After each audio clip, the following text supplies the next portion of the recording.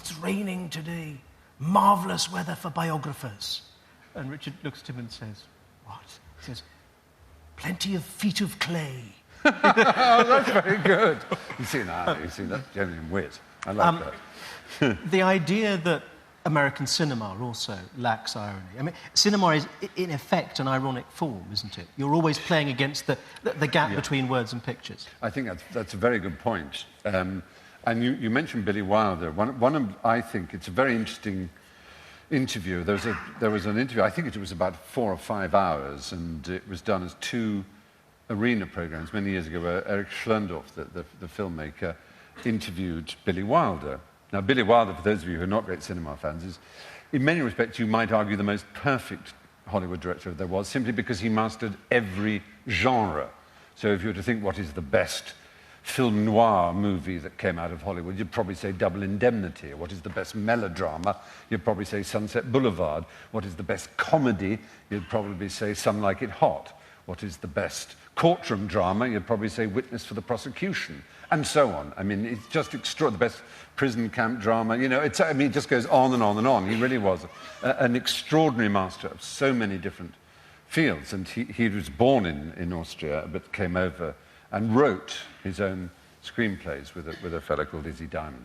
They worked together a lot, and they made really some of the greatest Hollywood films ever made. And Schlendorf, anyway, and they were talking about his extraordinary career, and they were talking about actresses, and they started talking about Marlene Dietrich, who was in Witness for the Prosecution, with Jerome Power and Charles Lawton, and they were talking about Marilyn Monroe. And then suddenly Billy Wilder got sidetracked, and he had this fantastic Viennese accent that was a really old-fashioned, brilliant kind of way of talking, you know, with slight American thrown in the middle of it. And he suddenly said, I have to tell you a thing about the writing. And he said, there are 2 kinds of writer.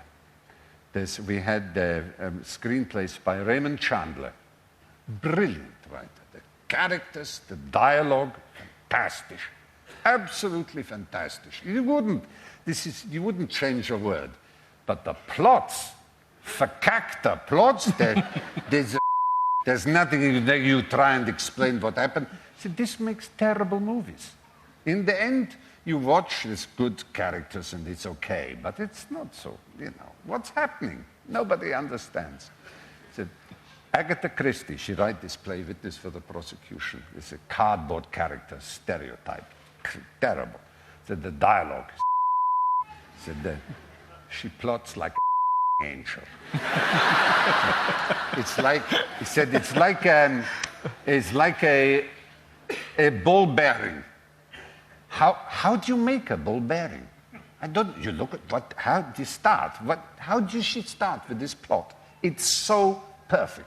If Izzy Diamond and I, we sat down for 2 years, we never come with a plot like this. But in one afternoon, we can give the characters witty lines, we can make them rounded characters. That's the easy part of writing.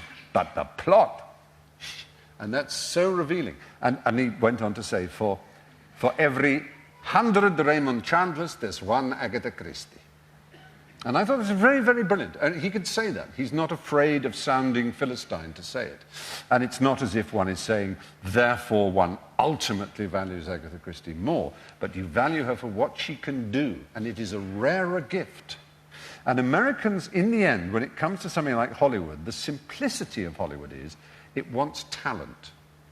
And it doesn't matter where that talent comes from. I remember when a man, I think his name was William Cash, wrote an article for The Spectator in which he said he'd tried to get screenplays written, but that they were turned down because he wasn't Jewish.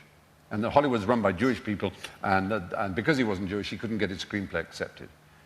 And I remember there was a great deal of fuss about this being extremely anti-Semitic, and a very good friend of mine, William Goldman, who's one of the great screenwriters of the 1960s and 70s, Butch Cassidy and The Marathon Man and Princess Bride and All the President's Men and many other great screenplays.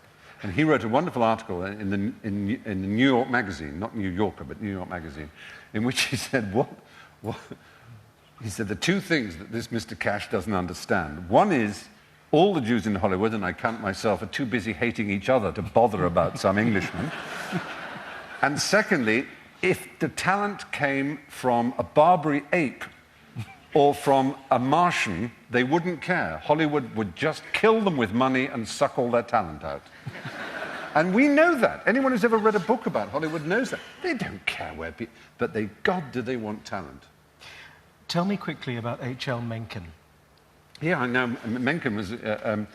I don't know if there is a British equivalent to him, really. He was a historian journalist in a style that we don't really have. I first really was forced to read him, at the risk of name-dropping. Though I like this name-drop because it actually has a sort of echoing name-drop, which is almost unbelievable. When I was at university, we discovered that a drama club of which I was president was 50 years old. It was called the Mummers. It was called the Cambridge Mummers. And the secretary said to me, "Oh, Stephen, it's the 50th anniversary, we ought to have a party." And I said, "Oh, very good idea." And I said, "We were founded," this was in 1980, I said, "we were founded in 1930, weren't we, by Alistair Cooke. Why don't I write to him and see if he's by any chance in Britain, he might come to, we'll have a party, and we'll have a sort of dinner or something to celebrate 50 years. So I wrote, "Dear Mr. Cooke," I wrote it to care of BBC Rockefeller Tower, New York, because I knew somehow that's where the BBC in New York was.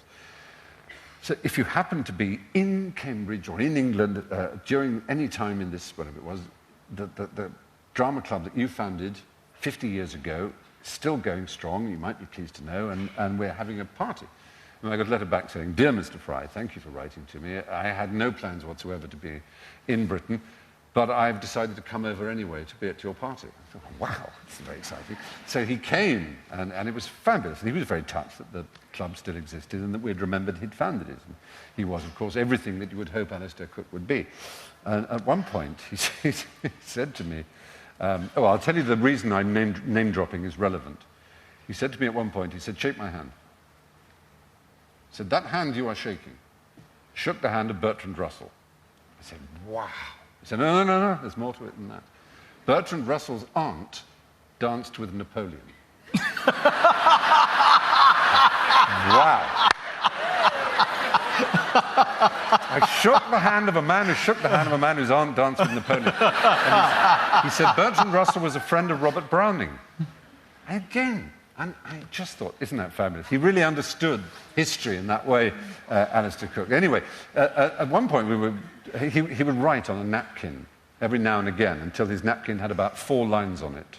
And his speech, when he gave it, was like a letter from America, but 4 times longer, and absolutely perfect, with not a word out of place, utterly apropos, completely brilliant. I've never been so blown away by such a marvellous man. He was really well. And then, before he left, he just did something in my jacket. And only when I got back to my rooms that night, that he'd given a cheque for £5,000, said, "Only to be spent on parties." He was a really marvellous man. But anyway, he said at one point, we were in Trinity Hall, and he said, where is the men's room? And I said, "Oh, it's sort of around." He said, "Well, are you coming?" I said, "Oh, right, okay." And it turns out that men of his generation who've been used to living most of their lives in America, they regard rather as we imagine women do, as going to the men's room as rather a sort of occasion. So we went to the men's room. He had a pee, I had a pee. He then stood in front of me, then started combing his hair and washing his hands, and then he sat on the wash hand basin and said, "So, tell me about yourself, young man." And I said, "Gosh, so little to tell, really." And he carried on. He said, "What do you read?"